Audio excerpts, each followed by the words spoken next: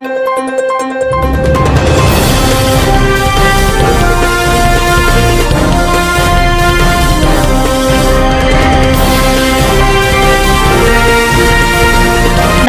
సంచలనం TV news కి స్వాగతం. గోనెగండ్లలో వైభవంగా ఆర్యవైశ్యుల ఇలవేల్పు అయినటువంటి వాసవి మాత ఆత్మార్పణ దినోత్సవాన్ని ఘనంగా నిర్వహించారు గోనెగండ్ల ఆర్యవైశ్యులు. ముఖ్యమంత్రి నారా చంద్రబాబు నాయుడు రాష్ట్ర వ్యాప్తంగా ఈరోజు అధికారికంగా ప్రకటించారు. పెనుగొండలోని వాసవి మాతకు గుళ్ళో పట్టు వస్త్రాలు సమర్పించారు. జై వాసవి, జై వాసవి, జై వాసవి అంటూ నినాదాలు చేశారు.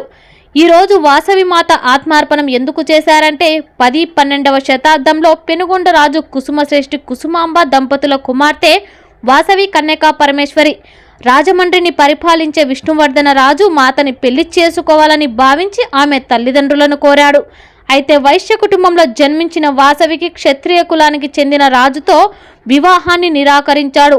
విష్ణువర్ధనుడు కోపంతో ఆమెను గాంధర్వ వివాహం చేసుకోవడానికి సిద్ధమై సైన్యంతో వచ్చి వాసవి మాతని ఎత్తుకొని వెళ్లి వివాహానికి సిద్ధమయ్యాడు.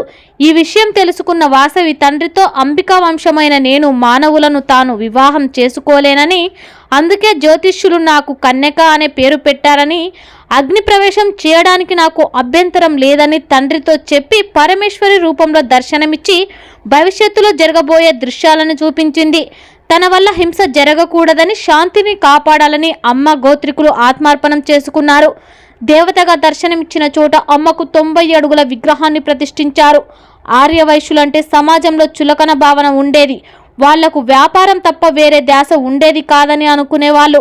ఇప్పుడు ఆర్యవైశ్యులు అంటే రాజకీయాలకు, సామాజిక కార్యక్రమాల్లో పాల్గొంటున్నారని, మేము కూడా సమాజానికి ఉపయోగపడే ప్రతి కార్యక్రమంలో దేనిలో కూడా తక్కువ కాదని తెలియజేశారు. ఈ కార్యక్రమంలో ఆర్యవైశ్య మండల అధ్యక్షుడు ఎన్ రామసుబ్బయ్య, ఆర్యవైశ్య మండల గౌరవ ఉపాధ్యక్షులు పి రామలింగయ్య శెట్టి, ప్రధాన కార్యదర్శి కె కోటయ్య, జై శ్రీనివాసులు, ట్రెజరీ కె సత్యనారాయణ శెట్టి మరియు కార్యవర్గ సభ్యులు పాల్గొన్నారు. సంచలనం టీవీ న్యూస్ తో రిపోర్టర్ జై.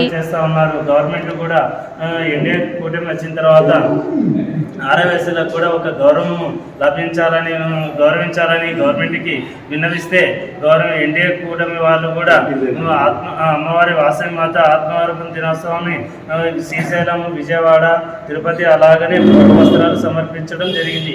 ఈరోజు చంద్రబాబు నాయుడు గారు పెనుగొండ అమ్మవారి దర్శనానికి వెళ్ళి అక్కడ పట్టు వస్త్రాలు సమర్పించడం జరిగింది. అధికారికంగా ఇది గౌరవం మాకు లభించిందని ఎన్డీఏ కూటమి తరఫున మేమందరికీ ధన్యవాదాలు సందర్భంగా పాల్గొనడం జరిగినది. ఇలాంటి కార్యక్రమాలు ఇంకా జరగాలని మనస్ఫూర్తిగా కోరుకుంటున్నాను.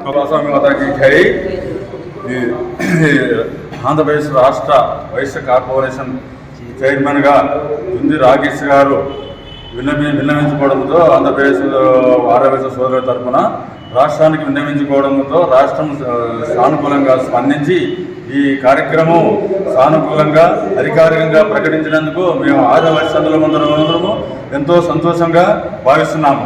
ఈ కార్యక్రమంలో ముందుగా జరగాలని మేము కోరుకుంటున్నాము.